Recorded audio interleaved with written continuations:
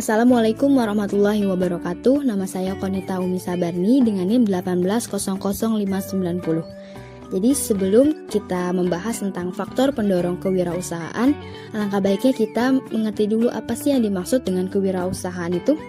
Menurut Edi Suryanto Sugoto, kewirausahaan adalah usaha yang dilakukan oleh seorang dengan didasari perlakuan kreatif dan inovatif untuk menghasilkan suatu karya dan memiliki nilai jual yang bertujuan untuk memberikan manfaat bagi orang lain dan mampu membuka lapangan pekerjaan. Jadi, kewirausahaan itu adalah suatu kegiatan yang dilakukan oleh seseorang berjiwa kreatif dan inovatif yang dapat menciptakan karya atau produk yang dapat dijual di lingkungan masyarakat, yang mana kegiatan tersebut bermanfaat bagi dirinya dan dapat menciptakan lapangan pekerjaan bagi orang lain.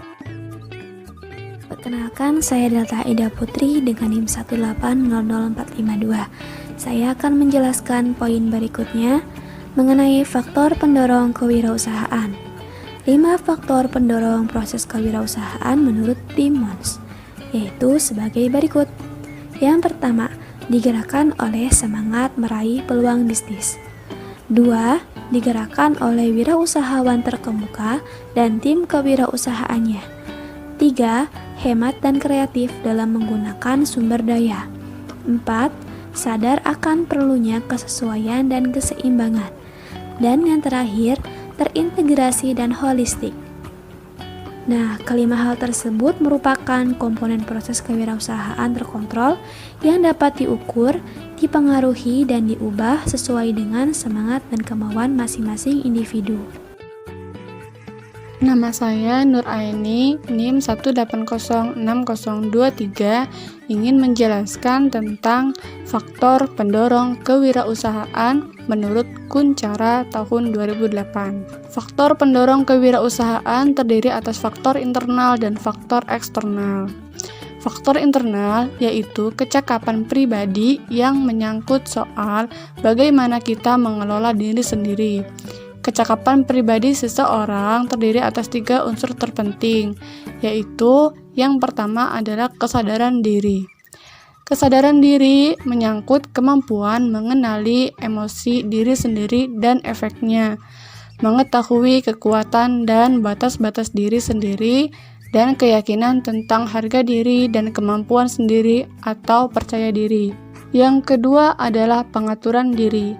Ini menyangkut kemampuan mengelola emosi-emosi dan desakan-desakan yang merusak, memelihara norma kejujuran dan integritas, bertanggung jawab atas kinerja pribadi, keluasan dalam menghadapi perubahan, dan mudah menerima atau terbuka terhadap gagasan, pendekatan, dan informasi-informasi baru. Yang ketiga adalah motivasi. Motivasi ini menyangkut dorongan prestasi untuk menjadi lebih baik, komitmen, inisiatif untuk memanfaatkan kesempatan, dan optimisme dalam menghadapi halangan dan kegagalan. Yang kedua adalah faktor eksternal. Faktor eksternal yaitu kecakapan sosial yang menyangkut soal bagaimana kita menangani suatu hubungan. Kecakapan sosial seseorang terdiri atas 2 unsur terpenting, yaitu yang pertama adalah empati. Empati ini menyangkut kemampuan untuk memahami orang lain, perspektif orang lain, dan berminat terhadap kepentingan orang lain.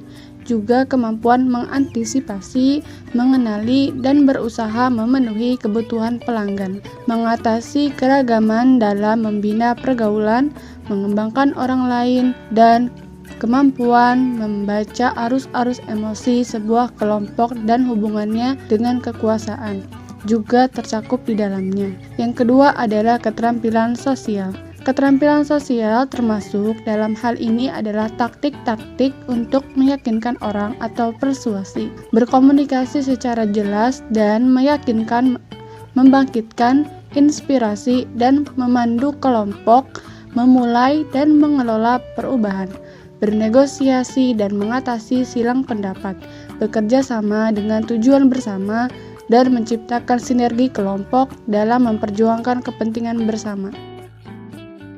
Perkenalkan, nama saya Firda Tania Nur Ivani NIM 1800238. Saya akan memberikan penjelasan mengenai faktor-faktor yang mendorong timbulnya kemauan berwirausaha. Faktor-faktor yang mendorong timbulnya kemauan berwirausaha dalam Entrepreneur Handbook dikutip oleh Yuyun Wirasasmita pada tahun 1994 halaman 8. Yang pertama ada faktor ekonomi atau keuangan, yaitu untuk mencari nafkah, mencari pendapatan tambahan, dan sebagai jaminan stabilitas keuangan. Yang kedua adalah faktor sosial, yaitu untuk memperoleh gengsi atau status untuk menjadi terkenal dan terhormat.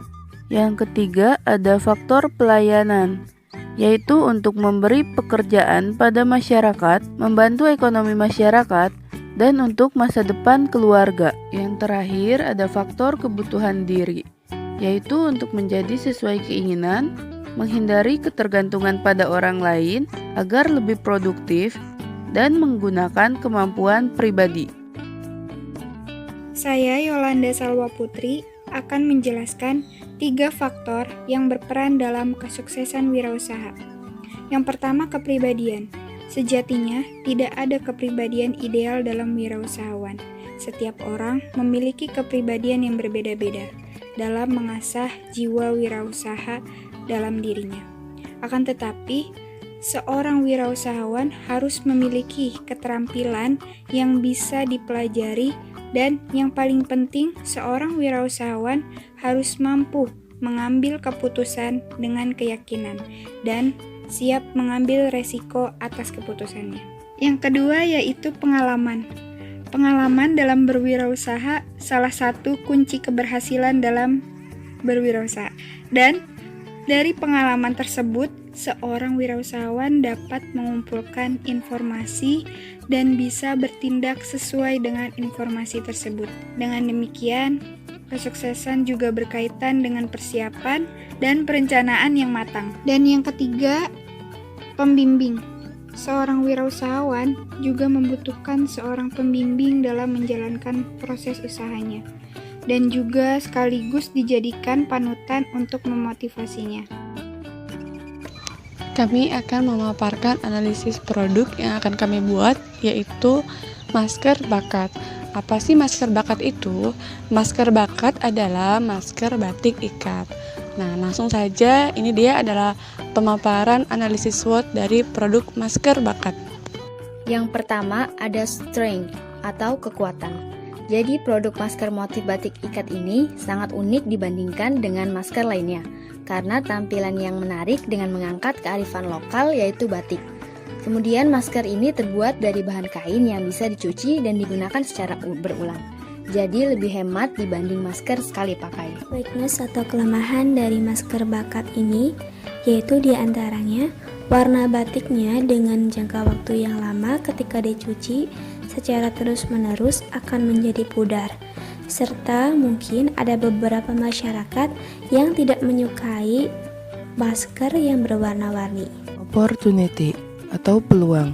Di masa pandemi ini, semua kalangan masyarakat sangat membutuhkan masker. Banyak orang bosan memakai masker hanya dengan satu warna yang terkesan monoton. Di Indonesia, saat ini populasi masyarakat usia produktif atau muda lebih banyak. Jadi, kemungkinan besar mereka suka dengan masker yang bercorak warna-warni, kelihatan menarik, dan anti-mainstream. Threats atau ancaman. Jika tidak di masa pandemi, peminat masker akan berkurang serta akan timbulnya model-model masker yang lebih menarik di kalangan masyarakat. Ancamannya jika melakukan wirausaha masker tie-dye, yaitu pembuatannya yang mudah diikuti oleh kompetitor lain. Faktor pendorong dalam berwirausaha masker bakat. Yang pertama adalah faktor ekonomi. Di masa pandemi saat ini, banyak orang-orang yang kehilangan pekerjaan ataupun berkurangnya pendapatan. Jadi, semua kalangan masyarakat berlomba-lomba untuk memperbaiki perekonomian keluarga.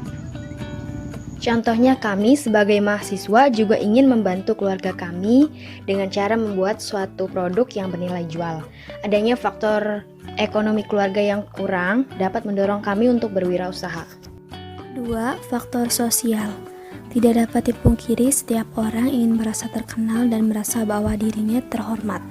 Zaman sekarang, media sosial sedang digandrungi peminatnya, yang kebanyakan generasi milenial dengan tujuan bisnis sampai hanya ingin terkenal.